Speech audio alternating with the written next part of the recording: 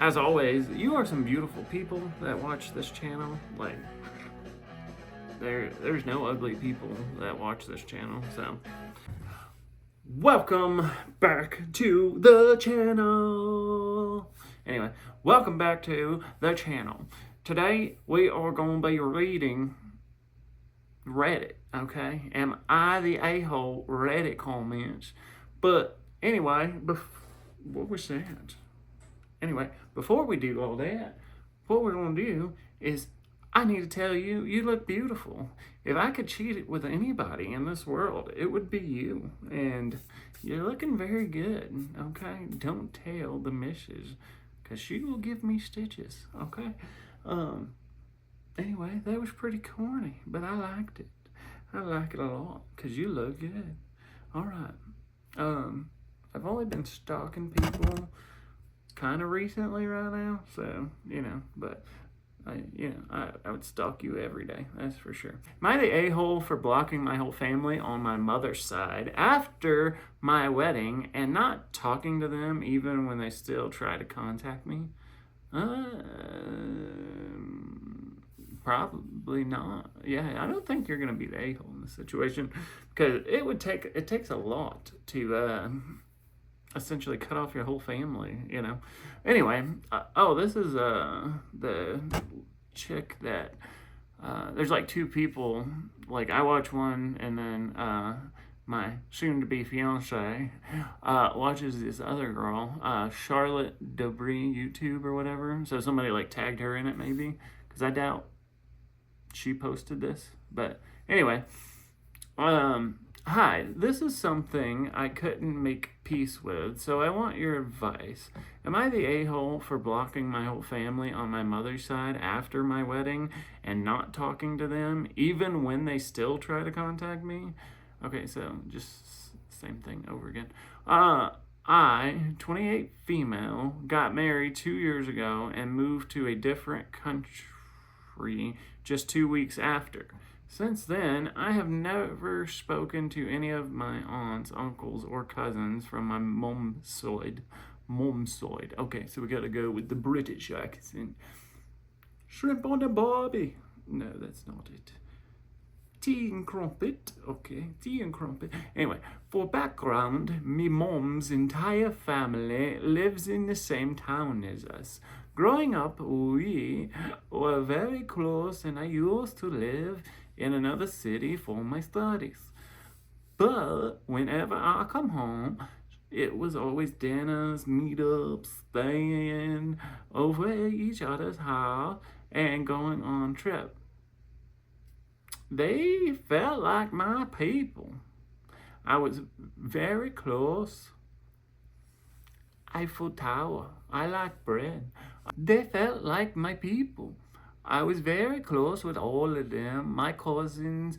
The issue started 1 year before my wedding when I got engaged to my longtime boyfriend. In our culture, love marriages are not common. In fact, I am the first one in my family to have a love marriage.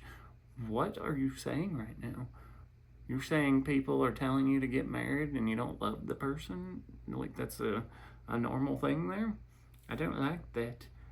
I don't like it at all. That's sad. Luckily, my parents were very supportive and open about it, since my boyfriend and his family lived in the same area. My parents already knew him, and they were happy with our relationship. During my engagement party, one of my uncles, my mom's sister's husband, made a horrible comment about me. First, they came really late to the party and didn't talk to any of us. Then he sat in front of the family members. If my daughter was fucking around with a boy and then came asking for marriage, I would be ashamed. Not celebrating their engagement. That seems kind of messed up. I'm not even gonna lie. Like, that's so normal for us. Like, I don't know what's going on here. Anyway, yeah, I would not be speaking to that guy, that's for sure.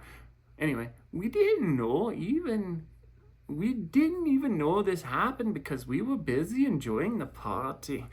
But the next day, my mom's other sister called her to tell her everything he said. She also told my mom, that she should call him and apologize because he felt disrespected that no one asked him for his permission.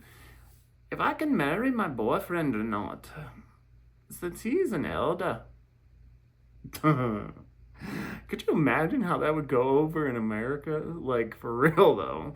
Like, like my uncle, sister, cousin, brother. Is it okay if I marry Jim Bob? Jim Bob, he's a good man. Yeah, me and him smush hole couple time, but he's good man. Like, who could you imagine like just going up to some like say your grandma or like I mean not your grandma, but say like your older uncle that touched you when you were a kid, that guy, be like, can I marry this guy? No, no, I'm not through touching you. Like, what? That guy's a creep, man. Anyway, he's a type of person who can't stand to see anyone happy. At every celebration, birthdays, weddings, even religious events, he somehow finds a way to make it about himself and create drama. But we still never expected this level of hatred, especially towards me. He used to call me his own daughter and loved me growing up. When my mom found out, she was furious at all of these family members for not standing up for me. If I was that mother, I would be so angry right now. I'd be like metamorphosizing into something like unbelievable, like straight unbelievable. Anyway, even worse than the rest of the family kept saying, that's how he is, don't take it to heart, like they always do. But this time, my mom stood up for me. She called her sister, his wife, and said clearly how disgusting his behavior was, and that is, if this is what he thinks about me, then he should never come to our house again or talk to us again. After that, the entire family started pressuring us to apologize to him. No, I'm not. Pretty sure you're not in the wrong, but I mean, I don't know like the culture there, but no, I'm gonna say fuck that guy, like just straight up. I hit myself in the lip. Anyway, no, to hell with that guy. So it's your mother's sister's husband, right? If he wouldn't come to the wedding, we can't either out of respect. Okay. After that, the entire family started pressuring us to apologize to him. They said if he won't come to the wedding, we can't either out of respect. They kept saying we should be the bigger person. But my parents were not ready to give in. We thought it was one of those regular dramas that he does every few months and maybe things would calm down eventually. But no. That issue became the reason we slowly cut off from our whole family. I'm talking about 6 aunts and uncles and 17 cousins I was once really close to. Damn, that kind of sucks though. Anyway, the pressure from family continued for 2 to 3 months. Then 10 months before the wedding, my mom's brother passed away. He was an alcoholic and had been very sick for a long time. And after his death, we all met again for the funeral and rituals. Are you in a tribe somewhere over there? Like, what is this, rituals? It was first time the whole family came together after the fight. Everyone was acting nice and normal. We thought maybe the grief had healed the differences and brought us back together. Normally, we would have canceled the wedding after a death in the family, especially since it was so close. But since I was moving abroad just 2 weeks after the wedding, and in our culture we can't live together before marriage, it wasn't an option to postpone. To honor the loss in the family, we decided to cancel all celebrations, no music, no dancing, no functions. What is going on in this culture right now? Like, over here we party when people die, or like oh yeah, we should do it real big because they're not here and they would love to see it happen, like, I guess people here are more understanding in the United States, but I don't know. Like, I'm not trying to dishonor them. I'm no dishonor your family, okay? You do what your family need, okay? But just for us, it's just kind of weird, I guess. No dancing, no functions. Just a simple temple ceremony with close friends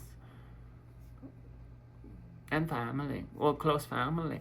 My parents and in-laws agreed. We just wanted to make it a formal, but when we informed the extended family, they lost it again. Dang. This time they weren't even upset because of the grief.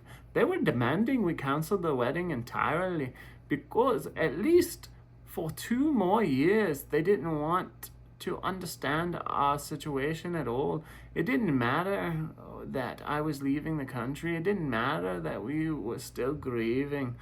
They just wanted control. Yeah, that sounds crazy. I had to break down. I told my parents I didn't even want a wedding anymore. Let's just get married at the temple with just the people who love us. I'm done trying to please anyone else. My parents didn't like that, but they understood. We also planned to come back a year later to celebrate properly when my sister got married. So that gave us some hope. Before we informed them about this, one of my aunts, who doesn't usually get involved in drama, told us the real reason behind all of this. It was not my wedding or my uncle's death or any disrespect. The truth was jealousy. 2 cousins, a brother and a sister from 2 different uncles, were still unmarried at ages 36 and 35. Well, it sounds like a personal problem. Maybe they're hard to love. I love my cousins, but none of them really have stable jobs, and their parents are doing well in their careers. But had bad reputations in our small town due to multiple affairs and toxic behavior. For years, their family had tried to find arranged matches. Nothing worked because of their past and how everyone knew about it. On the other hand, I was getting married at 26 to a good man from a respectable family, and my sister was engaged too. So we were doing big shit. No, they didn't say that. The last part. According to this aunt, those uncles were bitter that our lives were moving forward, while their children, who never studied, never built careers, and created drama, were stuck. They thought it was unfair that our family always got everything. That we had a house, education, stable jobs, happy relationships, while they had nothing. That's personal life choices. I don't think that's anything to do with you or your family. Yeah, your family just seemed to have their shit together better. Anyway, meanwhile, our uncles. Oh, hold on. We got to go back a little. But that was their own choices. My mom worked hard to study even when her family had nothing. My dad supported her after marriage to continue education and become a teacher. They sacrificed luxuries to build a life for us. I studied for years to become a dentist, and my sister also worked hard to move forward. Meanwhile, our uncle spent money on trips, married women they never let study or work, and raised kids who didn't take their future seriously. But when things didn't go their way, instead of taking responsibility, they blamed us. Yeah, that's a lot of people. I really shouldn't have tried to stick to this accent. Holy crap, this is a lot to read. Sorry what you're going through, but whew, this is we're getting close to the end, I guess. After hearing the truth, I decided I wouldn't delay or change my wedding anymore. We held the wedding as expected. The entire maternal family contact with us. Those 10 months were the worst time of our lives, especially for my mom. She had, oh, you spelled mom correctly, not mum. Ha, are you even British? I don't think so. She had always supported her siblings financially and emotionally. When someone needed a fridge, car, or medical help, she gave. During COVID, when no one had income, she sent the money every month without even counting. She helped them with college fees. She stood by them in hospitals, and when we needed them, no one showed. Yeah, that's the problem with being nice people, though, honestly. Like, you're the nice guy most of the time, like, people try to take advantage of you, but that's when you have to learn to, kind of just cut people out of your life, because they're just going to constantly take advantage of you. Even if it is your family, like, just because I was born into this doesn't mean I have to abide by this. But anyway, my mom started having panic attacks. We stayed up at nights calming her. My dad's health declined from stress. I had to arrange everything for the wedding myself: food, clothes, logistics, and also prepare to move abroad. I had no bridesmaids. None of my cousins who I grew up with even messaged me, not even once. Most of my friends were abroad. My hometown didn't feel like home anymore. My husband and his family were supportive, but they had their own preparations to do. I was physically and emotionally exhausted. I fainted right after the wedding ceremony. While we were getting our pictures taken, and I was hospitalized the next day. My goodness, what were you doing at this wedding? That's crazy. You guys should have moved, like, I don't know what country you were going to, but I think you should have moved to the other country, then got married, or just got, like, married at the temple there, and, came over here and had a bigger wedding. Because, you could pay a wedding planner, and they'll do all that stuff here. So, we got it made, man. Well, if you have money in America, you're fucking set. Like, you don't have to lift a finger. You get food brought to you, like, everything.